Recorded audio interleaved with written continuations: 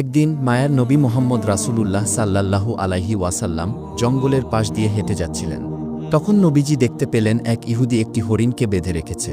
হরিণটি দয়াল নবীকে দেখার পর সাথে সাথে বলে উঠল, ইয়া রাসূলাল্লাহ, আজ সকালে আমি আমার বাচ্চাদেরকে বাসায় রেখে খাবার অন্বেষণের জন্য বের হয়েছিলাম। হে আল্লাহর নবী, এমন সময় ইহুদি আমার সামনে আসে এবং আমাকে বন্দী করে ফেলে। সকাল থেকে এই পর্যন্ত সে আমাকে বন্দী করে রেখেছে। ইয়া রাসূলাল্লাহ, আমার দুধের বাচ্চা রয়েছে, সকাল থেকে এই পর্যন্ত তাদেরকে আমি দুধ খাওয়াতে পারিনি। হয়তোবা তারা আমাকে না পেয়ে অনেক অস্থির হয়ে পড়েছে এবং তাদের গলা দুধ না খাওয়ার কারণে শুকিয়ে গেছে। হে আল্লাহর নবী, ওগো আল্লাহর হাবিব, আমি শেষবারের মতো আমার বাচ্চাদের সাথে একবার সাক্ষাৎ করতে চাই। দয়া করে আপনি এর একটা ব্যবস্থা করে দিন। হরিণীর এই আর্জি শুনে দয়াল নবী হজরত মুহাম্মদ সাল্লাল্লাহু আলাইহি ওয়াসাল্লামের অন্তর কেঁদে উঠল। তখন নবীজি ইহুদিকে বললেন, হে ইহুদি, তুমি কেন এই হরিণকে আটকে রেখেছ? তখন ইহুদি বলল, আমি হরিণকে শিকার করেছি, আর জঙ্গলের প্রাণী শিকার করা তো বৈধ, তাই আমি হরিণকে আটকে রেখেছি। তখন হজরত মুহাম্মদ সাল্লাল্লাহু আলাইহি ওয়াসাল্লাম বললেন, হে ইহুদি, তুমি কি দেখতে পাচ্ছ না, এটা একটা মা হরিণ এবং তার স্তন দুধে পরিপূর্ণ হয়ে রয়েছে। সে তার বাচ্চাদেরকে দুধ না খাওয়ানোর কারণে অনেক কষ্ট পাচ্ছে, তুমি তাকে ছেড়ে দাও। তখন ইহুদি বলল, আমি এত কষ্ট করে তাকে শিকার করেছি, আর তোমার কথা মতো আমি তাকে ছেড়ে দেব? তখন দয়াল নবী হজরত মুহাম্মদ সাল্লাল্লাহু আলাইহি ওয়াসাল্লাম ওই ইহুদিকে বললেন, তুমি তাকে ছেড়ে দাও। সে শেষবারের মতো তার সন্তানদের সাথে দেখা করতে চায়, তার সন্তানদের সাথে দেখা করে তাদেরকে দুধ পান করিয়ে সে আবার তোমার কাছে ফিরে আসবে। দয়াল নবীর এই কথা শুনে ইহুদি বলল, বনের হরিণ কি আপনার বাপদাদার সম্পদ নাকি, যে তাকে একবার ছেড়ে দিলে সে আবার ফিরে আসবে?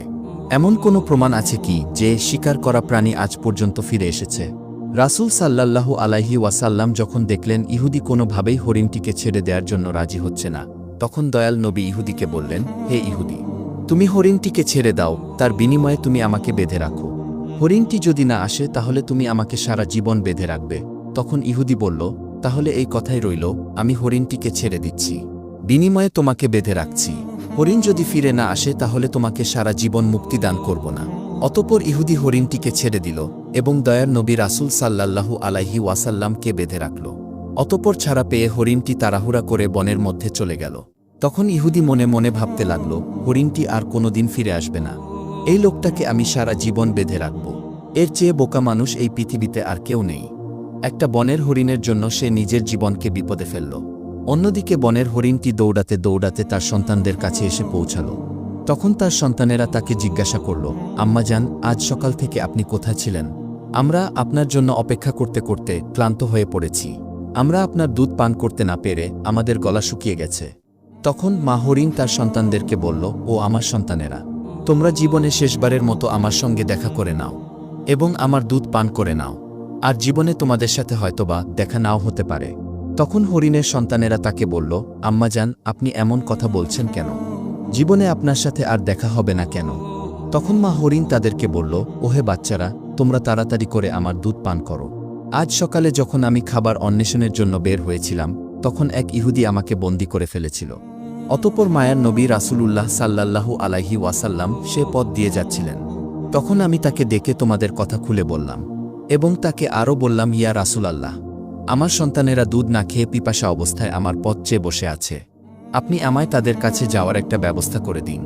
তখন মায়ার নবী হজরত মুহাম্মদ সাল্লাল্লাহু আলাইহি ওয়াসাল্লাম নিজেকে ইহুদির কাছে জিম্মাদারি রেখে আমাকে তোমাদের কাছে শেষবারের মতো দেখা করার জন্য পাঠিয়েছেন।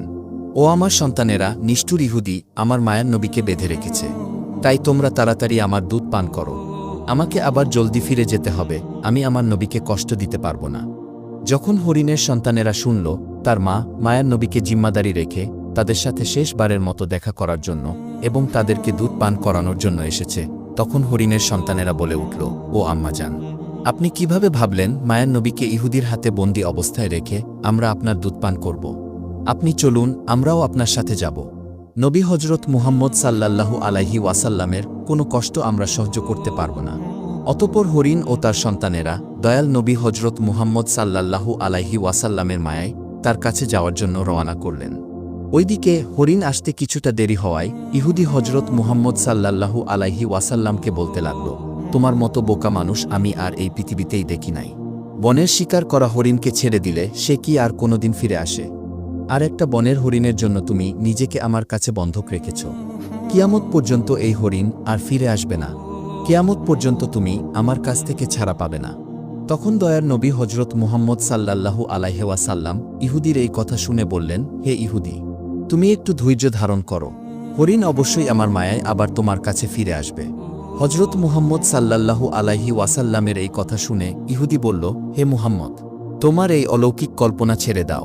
আমি বিশ্বাসের সাথে বলতে পারি, কিয়ামতের আগ পর্যন্ত হরিণ আর ফিরে আসবে না। এভাবে কিছুটা সময় কেটে গেল, আর ইহুদি মনে মনে ভাবতে লাগল, মুহাম্মদকে আটকে রেখে বড় রকমের একটা অর্থ তার সঙ্গীদের কাছ থেকে আমি উসুল করে নিতে পারব। এভাবে আরও কিছু সময় অতিবাহিত হওয়ার পর ইহুদি দেখল শুধু বনের হরিণ নয়, বনের হরিণের সাথে তার সন্তানেরাও ফিরে এসেছে। এই দৃশ্য দেখে ইহুদি অত্যন্ত অবাক হয়ে গেল। তখন দয়ার নবী হজরত মুহাম্মদ সাল্লাল্লাহু আলাইহি ওয়াসাল্লাম হরিণকে জিজ্ঞাসা করলেন, ওহে হরিণ, তুমি তোমার সন্তানদেরকে কেন নিয়ে এসেছ? কথা তো ছিল তুমি একাই ফিরে আসবে। তখন মা হরিণ বলল, ইয়া রাসূলাল্লাহ, আমি যখন আমার সন্তানদের কাছে ফিরে গিয়ে বললাম, মায়ার নবী হজরত মুহাম্মদ সাল্লাল্লাহু আলাইহি ওয়াসাল্লামকে বন্দী রেখে, জিম্মাদারি রেখে, ইহুদি আমাকে তোমাদের কাছে জীবনের শেষবারের মতো দেখা করার জন্য পাঠিয়েছে এবং জীবনে শেষবারের মতো দুধ পান করার জন্য পাঠিয়েছে। তখন আমার সন্তানেরা বলল, ওহে আম্মাজান, আপনি কিভাবে ভাবলেন মায়ার নবী হজরত মুহাম্মদ সাল্লাল্লাহু আলাইহি ওয়াসাল্লামকে বেঁধে রেখে আমরা আপনার দুধ পান করব? ইয়া রাসূলাল্লাহ, তখন আমার সন্তানেরাও আমার সাথে রওয়ানা করে চলে এসেছেন।